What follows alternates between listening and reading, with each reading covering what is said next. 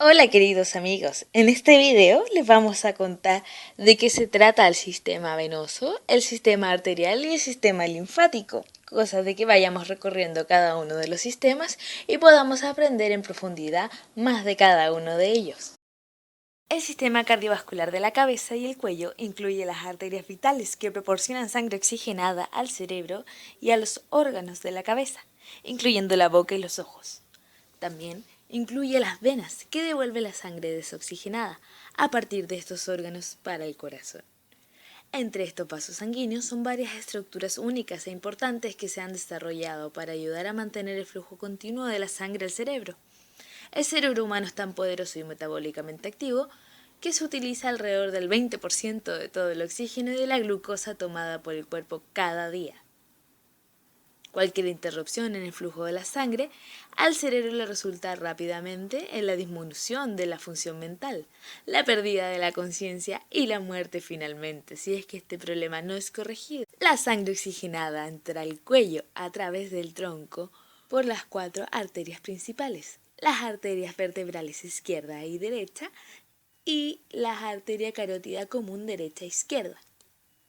Las arterias vertebrales viajan a través de los agujeros transversales de las vértebras cervicales antes de entrar en el cráneo, en el foramen magnum y la unión de la base del cerebro para formar la arteria basilar. A partir de ahí, la arteria basilar proporciona la sangre a las estructuras posteriores del cerebro, incluyendo el tallo cerebral, el cerebelo y el cerebro.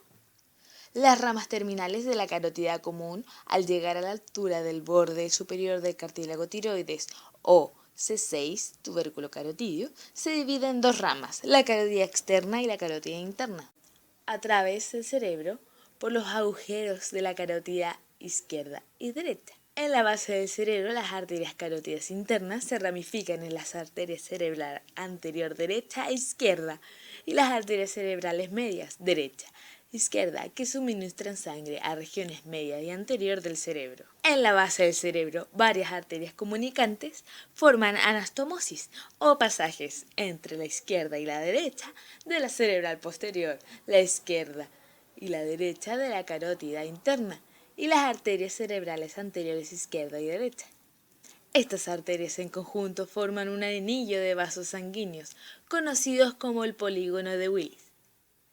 El polígono de Willis va a proporcionar seguro de que el cerebro continuará recibiendo el flujo sanguíneo, en el caso que una de sus principales arterias se vea bloqueada, lo que les permite que el flujo de la sangre entre todas sus principales arterias y regiones del cerebro sea continuo.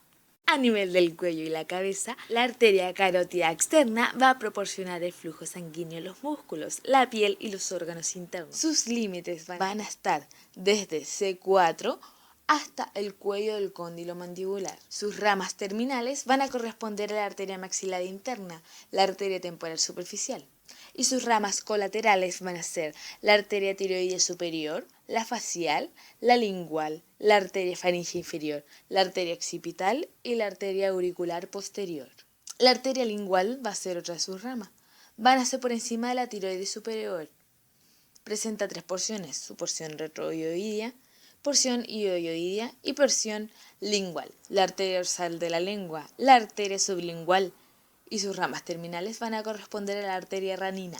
La arteria dorsal de la lengua es una rama ascendente de la lengua. Es delgada, va a irrigar las partes laterales de la base de la lengua y va a terminar en la región de las papilas caliciformes, mucosa de la epiglotis y pila anterior del velo del paladar. La arteria sublingual va a ser una rama descendente de la lingual. Hace un recorrido paralelo al conducto de Wharton. Pasa entre el músculo milioideo y geneioideo de arteria ranina. Se dirige hacia atrás, adelante y debajo y hacia arriba para terminar en la punta de la lengua. Envía pequeños ramos para músculos y mucosas de la región. La arteria facial. Su dirección y recorrido arriba y adelante hasta llegar al borde anterior del músculo massetero, se dirige oblicuamente al surco geniano. La arteria facial va a recorrer este surco y al llegar al ángulo interno del ojo, donde va a tomar el nombre de arteria angular, la cual se va a anastomosar con la arteria nasal, que va a ser la rama de la arteria oftálmica. La arteria occipital nace de la cara posterior de la carótida externa y termina en la parte posterior de la cabeza. La arteria occipital va a emitir también ramas terminales, que se van a emitir después de que la arteria perfora el músculo trapecio. La rama externa se va a anastomosar con la auricular posterior y la rama interna se anastomosa con la del lado opuesto y con la temporal superficial. La arteria auricular posterior, rama de la carótida externa, nace por encima del occipital. Al llegar a la apófisis mastoides, se divide en dos ramas terminales, una anterior o auricular y otra posterior o mastoidea. La rama terminal anterior se ramifica por la cara interna del pabellón auricular de nuestra arteria carótida externa, que van a corresponder a la arteria superficial temporal.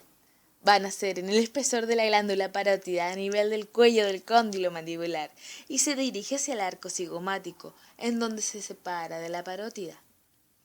Para entre el cóndilo temporal y el conducto auditivo externo, ubicándose luego en la región temporal. Las ramas terminales van a ser las ramas anterior-frontal, las ramas posterior-parietal.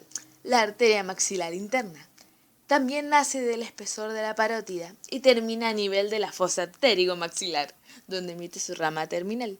La dirección y recorrido se dirige hacia adelante y hacia adentro para terminar en la fosa pterigomaxilar.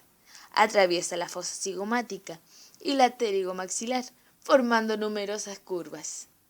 La arteria maxilar interna rodea del cuello del cóndilo mandibular pasando por el hojaldro condilio de Yubara, entre el cuello del cóndilo y el borde posterior de la aponeurosis interpterigoidea. Cruza el borde inferior del pterigoideo externo, pasando entre este músculo y el temporal, a nivel de la fosa cigomática, subtemporal o infratemporal. Luego llega a terminar a la parte más alta de la fosa pterigomaxilar. Arteria carótida interna. La arteria carótida interna tiene sus límites del borde superior del cartílago tiroides o 6, más el agujero óptico. Su recorrido penetra en el cráneo a través del peñasco, recorriendo el conducto carotidio, llegando a ubicarse en el canal del seno cavernoso. Luego pasa por debajo de los músculos estilios, penetrando en el espacio maxilofaringio. Las ramas a nivel del ángulo interno del ojo son la arteria frontal y la arteria nasal, la que se va a anastomosar con la arteria facial, como no mencionamos anteriormente. Las ramas terminales corresponden a la arteria cerebral anterior, cerebral media, comunicante posterior y coroidea anterior. Estas van a conformar lo que conocemos como el polígono de Willis. Venas de la cabeza. Presentan dos sistemas principales, las venas intracraneales y las venas del cráneo.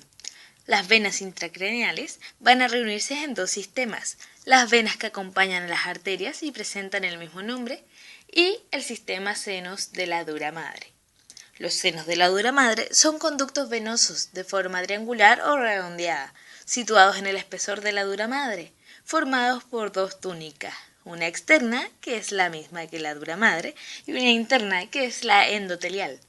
Los senos venosos reciben el aporte venoso del encéfalo, no van a poseer válvulas y la sangre va a circular en cualquier dirección.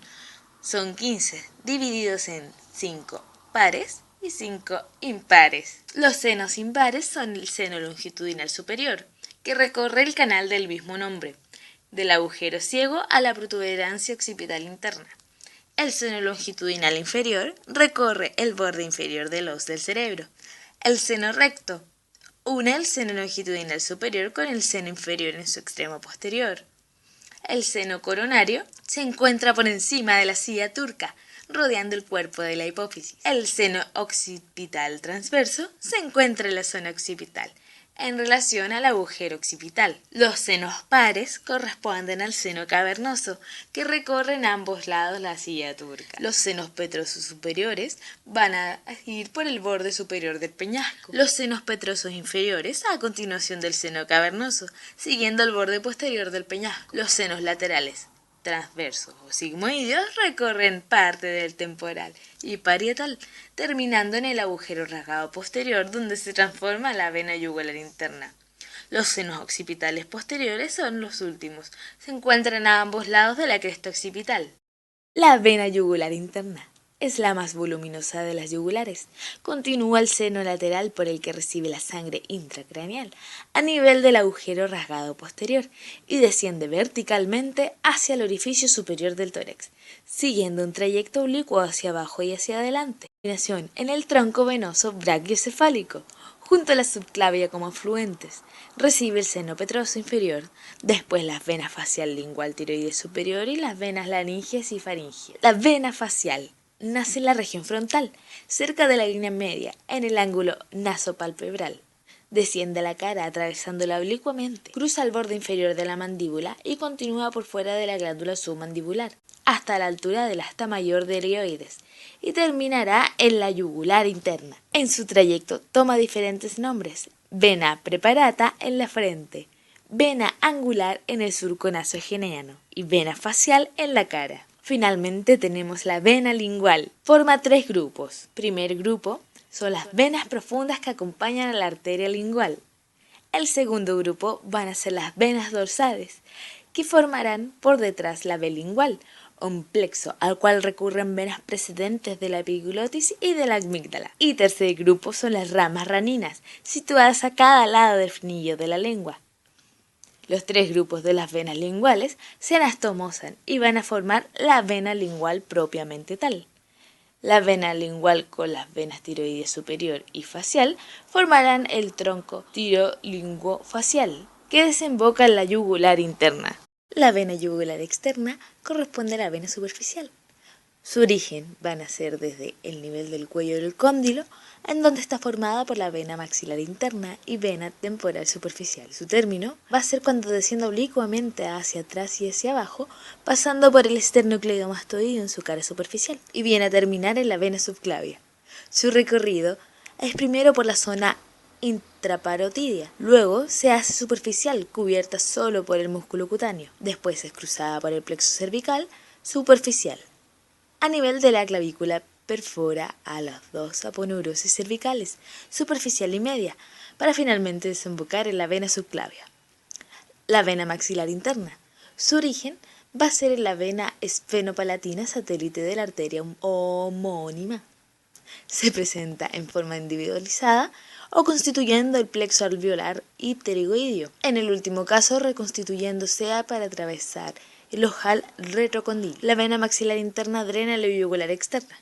Vena temporal superficial profunda. Se origina en una red venosa del cuero cabelludo. Es formada por las venas segmentarias laterales del cráneo. Desciende por delante del trago y por delante del nervio auriculotemporal, atrás del ATM y por detrás también de la arteria temporal superficial. Penetra la glándula parótida.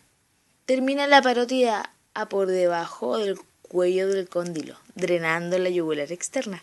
Recibe la sangre de la región temporal, del pabellón de la oreja de la parótida, de la articulación temporomaxilar y de los tegumentos de la cara. El sistema linfático se compone de un líquido circundante, la linfa, un sistema de vasos para recoger y transportar la linfa, y diversos órganos linfoides, incluyendo los linfonodos, el vaso, el timo y las tonsilas. La linfa va a ser el líquido que va a circular por este sistema. Deriva del líquido intersticial. Los ganglios linfáticos de la cabeza, que corresponden al círculo ganglionar pericervical, se reparten en los siguientes grupos: A.